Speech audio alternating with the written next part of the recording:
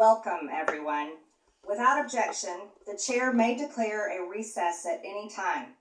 Also, for today's hearing, Chairman Comer and Ranking Member Connolly will each be recognized for 1 minute after me and the Ranking Member provide our opening statements.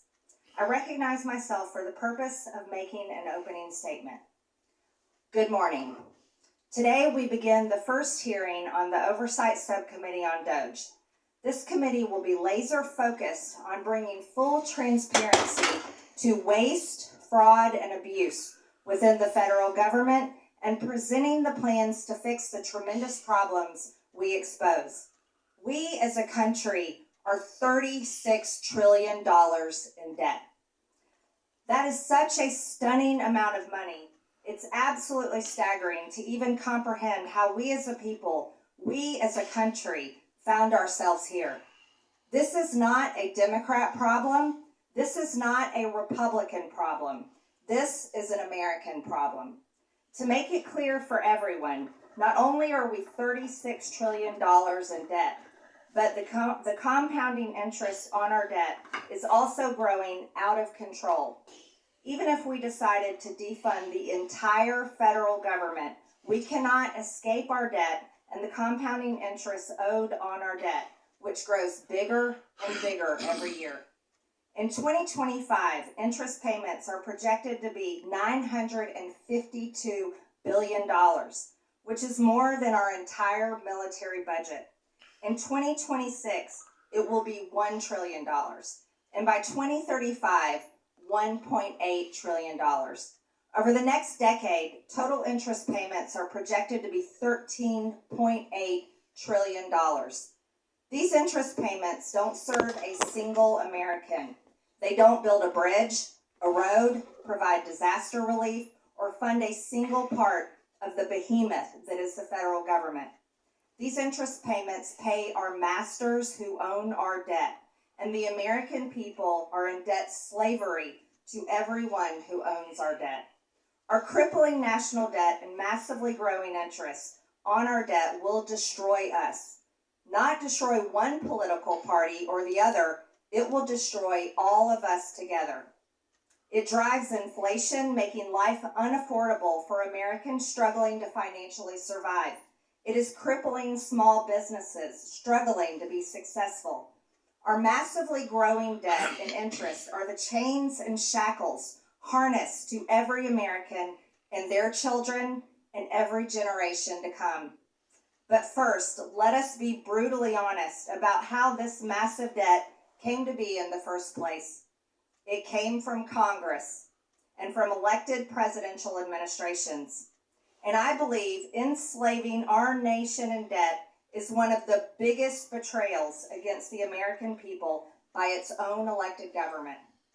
The American people's anger over this betrayal is what gave birth to the concept of Doge, the Department of Government Efficiency. In fact, Doge became a major part of President Trump's campaign and led to his overwhelming victory in November.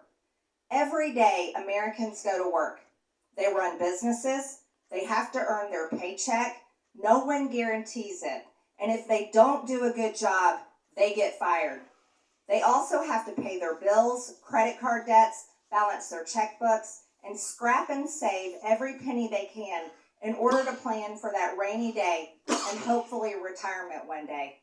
Private businesses only survive on hard-earned income by serving their customers so well that their customers pay them for the services and products they consume. If that business fails, its employees lose their jobs and paychecks, and the owners lose their business and everything they risked along with it. Many go bankrupt in this process and lose everything. No one bails them out. They only survive by excellent customer service and smart financial management. This is the real world that most Americans live, work, and survive in every day. This is the pursuit of happiness, and this is how you pursue the American dream. However, the federal government, government employees, and unelected bureaucrats do not live by the same rules as the great American people and private businesses. The federal government's income is the American people's hard-earned tax dollars, their literal blood, sweat, and tears. And taxes are collected by law at gunpoint. Don't pay your taxes and you go to jail. The federal government does not have to provide excellent customer service to earn its income. It takes your money whether you like it or not. And federal employees receive their paycheck no matter what. Whether veterans receive their benefits or not, whether your mail shows up or not, and whether your tax dollars are used to help Americans in need or are sent to foreign countries, for foreign people, for foreign causes. No matter how bad the federal government fails the American people, it still takes your money. It still pays its own federal employees, and it never, ever goes out of business.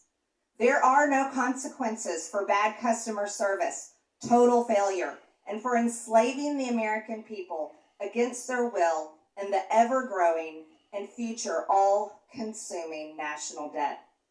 Congress has a dismal approval rating that ranges between 12 and 20%. I don't blame the American people one bit for their sentiment and disgust. The American people will be watching this committee and how we tackle one of the biggest problems of our time. While we are a committee made up of the opposite far-reaching corners of Congress, we were each elected to serve and represent the American people and how their hard-earned tax dollars are spent. We as Republicans and Democrats can still hold tightly to our beliefs, but we are going to have to let go of funding them in order to save our sinking ship. This is not a time for political theater and partisan attacks. The American people are watching. The legislative branch can't sit on the sidelines. In this subcommittee, we will fight the war on waste shoulder to shoulder with President Trump, Elon Musk, and the Doge team. This week, we turn our attention to improper payments by the federal government, including in Medicaid and Medicare. I'm looking forward to what we find out and how to solve this crisis. I now yield to the ranking member, Ms. Stansbury, for her opening statement.